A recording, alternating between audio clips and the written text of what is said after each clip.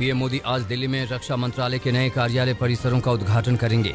वो Africa Avenue में नए रक्षा मंत्रालय के कार्यालय परिसर का उद्घाटन करेंगे, जिससे फिलहाल हटमेंट में चल रहे दफ्तरों को यहां से हटाकर नए परिसर में ले जाने का काम शुरू हो पाएगा। 3 एकड़ के कुल क्षेत्र में फैले 2 बहुमंजिला परिसरों में 9.6 लाख वर्ग फुट जगह है। कार्यालयों के हस्तांतरण से सेंट्रल विस्टा के विकास के लिए 50 एकड़ भूमि मुक्त हो जाएगी। 7,000 से अधिक रक्षा मंत्रालय के अधिकारी और कर्मचारी अपने मौजूदा दशकों पुराने कार्यस्थलों से अफ्रीका एवेन्यू और कस्तूरबा गांधी मार्ग पर स्थित नए परिसरों में चले जाएंगे। अफ्रीका एवेन्यू का परिसर 4 ब्लॉकों में फैला हुआ है और 5.08 लाख वर्ग फुट की जगह में है। केजी मार्ग में 3 ब्लॉक और 4.52 लाख वर्ग फुट की जगह है।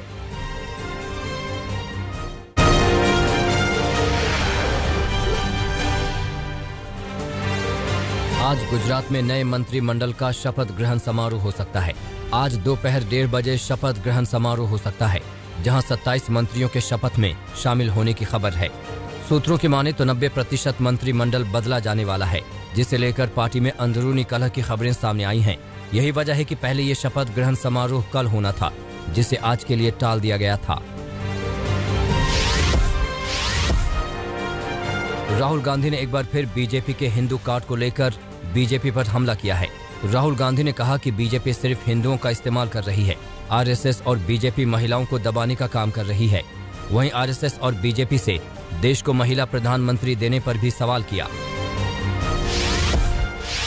ये झूठे हिंदू हैं,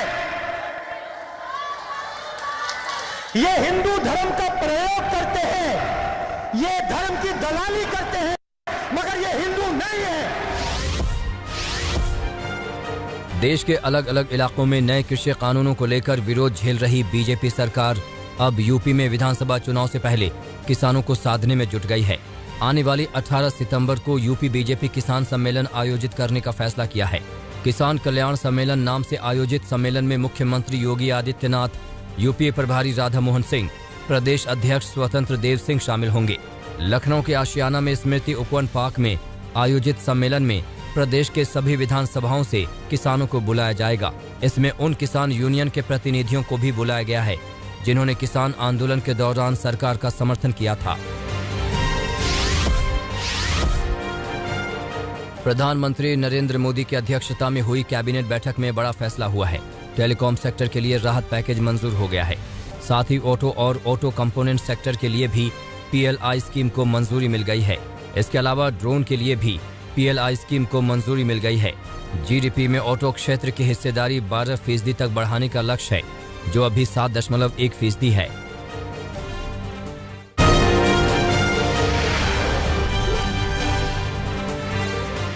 पकड़े गए 6 संदिग्ध आतंकियों के मामले में नया खुलासा हुआ है।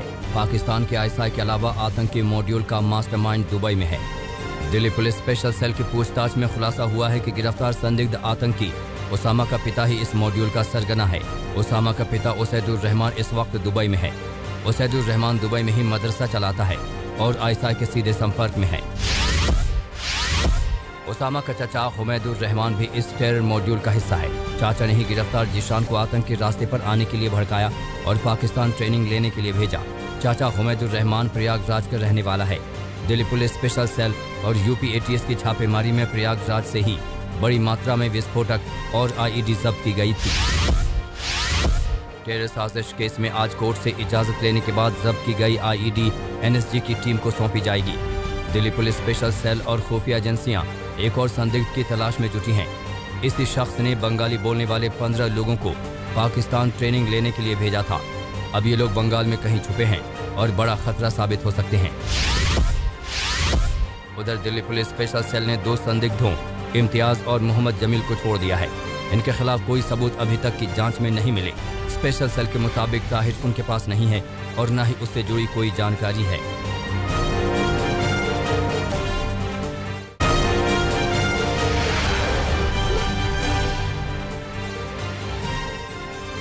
पंजाब में पिछले 40 दिन के अंदर चौथा टेरर मॉड्यूल पकड़े जाने के बाद CM कैप्टन अमरिंदर सिंह ने पूरे प्रदेश में हाई अलर्ट जारी कर दिया है। पाकिस्तान की खुफिया एजेंसी ISI इस आतंकी मॉड्यूल का संचालन कर रही थी।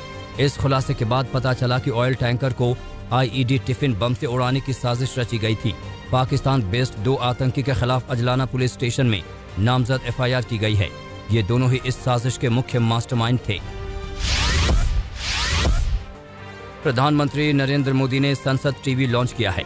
संसद भवन में आयोजित एक कार्यक्रम के दौरान संसद टीवी लॉन्च किया गया। प्रधानमंत्री नरेंद्र मोदी, उपराष्ट्रपति और राज्यसभा के सभापति एम वेंकैया नायडू और लोकसभा अध्यक्ष ओम बिरला ने संयुक्त रूप से संसद टीवी को लॉन्च किया। इस चैनल का गठन लोकसभा और राज्यसभा टीवी का विलय करके किया गया है। इस लॉन्च के साथ ही संसद सत्र के दौरान दोनों सदनों की लाइव स्ट्रीमिंग सुनिश्चित करने के लिए संसद टीवी के पास अब 2 चैनल होंगे। भारी भरकम कर्ज के नीचे दबी सरकारी एयरलाइंस कंपनी एयर इंडिया को बेचने की तैयारी चल रही है। एयर इंडिया के लिए टाटा ने बोली लगाई है, जिसके लिए साफ कहा गया है कि 15 सितंबर की अंतिम तारीख नहीं बदली जाएगी। सरकार ने पहले 2018 में एयर इंडिया में 76% हिस्सेदारी बेचने की तैयारी की थी, लेकिन उस समय इसके लिए कोई खरीदार ही नहीं मिला, जिसके बाद इसे पूरी तरह बेच देने की कवायद शुरू हो गई। एयर इंडिया पर कुल 43,000 करोड़ रुपए का कर्ज है। इसमें से 22,000 करोड़ रुपए air India asset holding limited को ट्रांसफर किया जाएगा। राष्ट्रीय अपराध रिकॉर्ड ब्यूरो ने अपराध से जुड़े 2020 के आंकड़े जारी किए हैं, जिसमें राजस्थान में साल 2020 में सबसे अधिक बलात्कार के मामले दर्ज किए गए हैं। इसके बाद लिस्ट में इस मामले में दूसरे नंबर पर उत्तर प्रदेश का नाम शामिल है। इन दोनों राज्य में बलात्कार जैसे जघन्य अपराध के मामले की बात करें तो देश भर के कुल मामलों में करीब 30% रेप केस सिर्फ इन्हीं दोनों राज्यों में दर्ज किए गए। साल 2020 में देश भर में बलात्कार के कुल 28,046 मामले दर्ज किए गए, जिसमें से अकेले राजस्थान में कुल 5,310 मामले दर्ज हुए, जबकि दूसरे स्थान पर मौजूद उत्तर प्रदेश में बलात्कार के 2,769 मामले दर्ज हुए। इन दोनों राज्यों के बाद मध्य प्रदेश 2,339 मामलों के साथ तीसरे स्थान पर और महाराष्ट्र 2,061 मामलों के साथ चौथे स्थान पर रहा। एनसीआरबी की रिपोर्ट में क्राइम रेट की बात करें तो टॉप 3 राज्यों में राजधानी दिल्ली का नाम शामिल है। असम 154.3% क्राइम रेट के साथ राज्यों की सूची में सबसे ऊपर है। दूसरे नंबर पर 112.9% क्राइम रेट के साथ उड़ीसा और 106.4% क्राइम रेट के साथ दिल्ली तीसरे नंबर पर है। आंकड़ों के अनुसार भारत में 2020 में रोजाना औसतन 80 हत्याएं हुई और कुल 29,193 लोगों का कत्ल किया गया। इस मामले में राज्यों की सूची में उत्तर प्रदेश अव्वल स्थान पर है, जिसके बाद बिहार, महाराष्ट्र, मध्य प्रदेश और बंगाल का नंबर आता है। वहीं अपहरण के मामले में भी यूपी टॉप पर है, जिसके बाद बंगाल दूसरे नंबर पर है। इनकम टैक्स डिपार्टमेंट ने सोनू सूद से जुड़ी 6 जगहों पर सर्वे किया है। सूत्रों के मुताबिक सर्वे टैक्स ऑफिशियल्स की ओर से किया जा रहा है। सूत्र का कहना यह भी है कि सोनू सूद से जुड़ी अकाउंट बुक्स, इनकम, खर्च और फाइनेंशियल रिकॉर्ड्स की छानबीन में डिपार्टमेंट जुटा है। सोनू सूद से जुड़े अकाउंट बुक में गड़बड़ी की जांच की जा रही है। संयुक्त अरब अमीरात में 19 सितंबर से फिर से शुरू होने जा रहे आईपीएल में दर्शकों की वापसी हो गई है। यूएई में रविवार से बहाल होने वाले T20 टूर्नामेंट के दौरान सीमित दर्शकों को स्टेडियम में प्रवेश की अनुमति दी जाएगी। बायो बबल में कोरोना के मामले आने के बाद IPL 14 को स्थगित कर दिया गया था। अब टूर्नामेंट के बाकी बचे मैच संयुक्त अरब अमीरात के 3 स्टेडियमों में खेले जाने हैं। ये मुकाबले दर्शकों की मौजूदगी में खेले जाएंगे।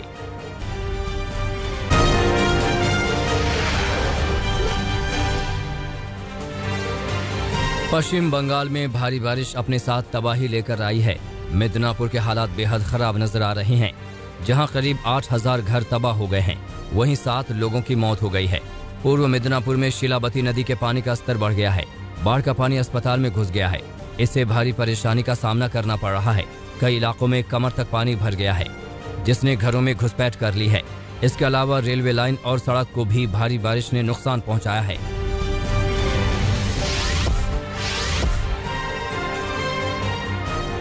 बिहार में बाढ़ की तबाही के बाद अब कटाव की खौफनाक तस्वीरें सामने आने लगी हैं। नदियों के उफान के बाद घटते पानी की वजह से तेजी से कटाव हो रहा है। कई इलाके ऐसे हैं जहां कटाव की वजह से पूरी की पूरी बस्ती गंगा गोद में समा रही है। कटाव की वजह से दर्जनों मकान एक एक कर गंगा की गोद में समा गए। कटाव की तेज धारा में बड़े बड़े पेड़ धराशायी होकर गंगा में बह गए। नदी के इस रौद्र रूप को देख लोग सहमे हुए हैं।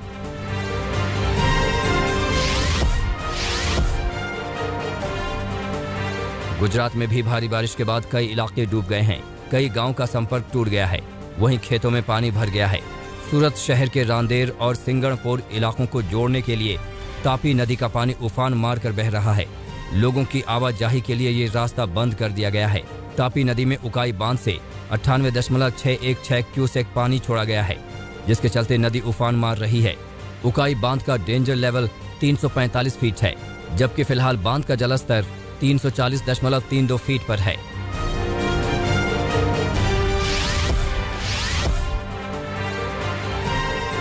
बाढ़ और बारिश ने जामनगर का हुलिया बदल डाला है। अभी भी तमाम इलाकों में घर डूबे हुए हैं। घरों की पहली मंजिल तो पूरी तरह जलमग्न हो चुकी है। जूनागढ़ में हाहाकारी सैलाब से जनजीवन तो अस्त व्यस्त हो ही गया। सबसे बड़ा नुकसान किसानों को हुआ है। मूंगफली, सोयाबीन, कपास और ज्वार की फसलें डूब गई हैं। गुजरात में सैलाब के चलते अब तक 5 लोगों की जान जा चुकी है। 7,565 लोगों को सुरक्षित ठिकानों तक पहुंचाया गया है। जामनगर से 3,966 लोगों को विस्थापित किया गया है। राजकोट से 3,274 लोगों को विस्थापित किया गया है।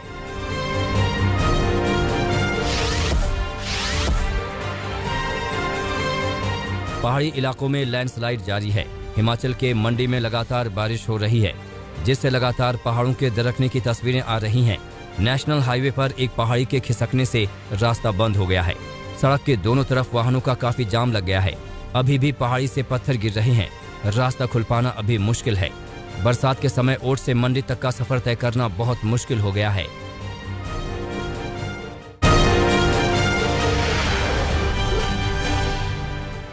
स्पेस एक्स का पहला ऑल सिविलियन क्रू लॉन्च हो चुका है। एलन मस्क की कंपनी स्पेस एक्स का पहला ऑल सिविलियन क्रू अंतरिक्ष की ओर रवाना हो गया है। ये क्रू अंतरिक्ष में 3 दिनों तक रहेगा। इससे पहले सर्व नागरिक मिशन को इंस्पिरेशन 4 नाम दिया गया है, यानी अब सैलानी भी अंतरिक्ष में जा पाएंगे। इस साल फरवरी में स्पेस एक्स ने इंस्पेक्शन 4 नामक चैरिटी संचालित मिशन की घोषणा की थी। इसकी कमान जेरेड इसाक मैन के हाथ में है, जिनके साथ 3 अन्य सहयोगी होली आर्सिनॉक, सियान प्रॉक्टर और क्रिस सेम्ब्रोस की भी शामिल हैं। अयोध्या में राम मंदिर के निर्माण का काम शुरू होने के बाद आज पहली बार मीडिया कवरेज कराएगा श्री राम ट्रस्ट। भूमि समतल करने के बाद लेयर बिछाने का काम लगभग पूरा हो चुका है। आज मीडिया को इसकी जानकारी दी जाएगी। पहली बार राम मंदिर निर्माण की हर प्रगति कैमरे में कैद होगी।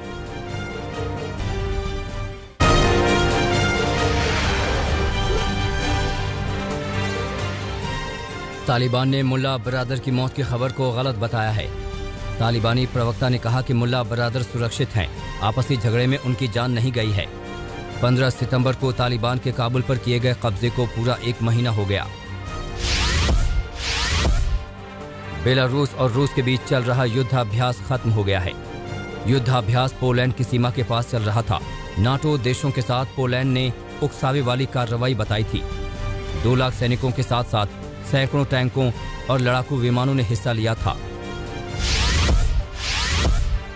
चीन, पाकिस्तान, मंगोलिया और थाईलैंड की सेना ने एक साथ सैन्य अभ्यास किया। चीन के क्वेशान शहर के मिलिट्री अड्डे पर सैन्य अभ्यास किया गया। इन देशों की सेनाएं यूएन की शांति सेना का हिस्सा हैं। उत्तर कोरिया द्वारा जापान की तरफ बैलिस्टिक मिसाइल दागने पर जापान भड़क गया। बोला, ये उकसाने वाली हरकत है। मिसाइल गिरने की सही जगह का जापान पता लगा रहा है।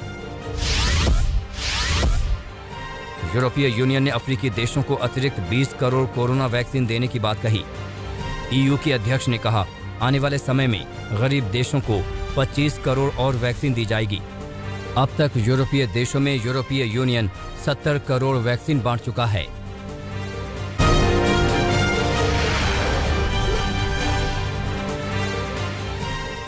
डेमोक्रेटिक पार्टी के उम्मीदवार और कैलिफोर्निया के मौजूदा गवर्नर ने कैलिफोर्निया में हुए सेनेटर का चुनाव बिना किसी दिक्कत के जीत लिया। राष्ट्रपति जो बाइडेन ने गोविन न्यूसेस के लिए रैली की थी।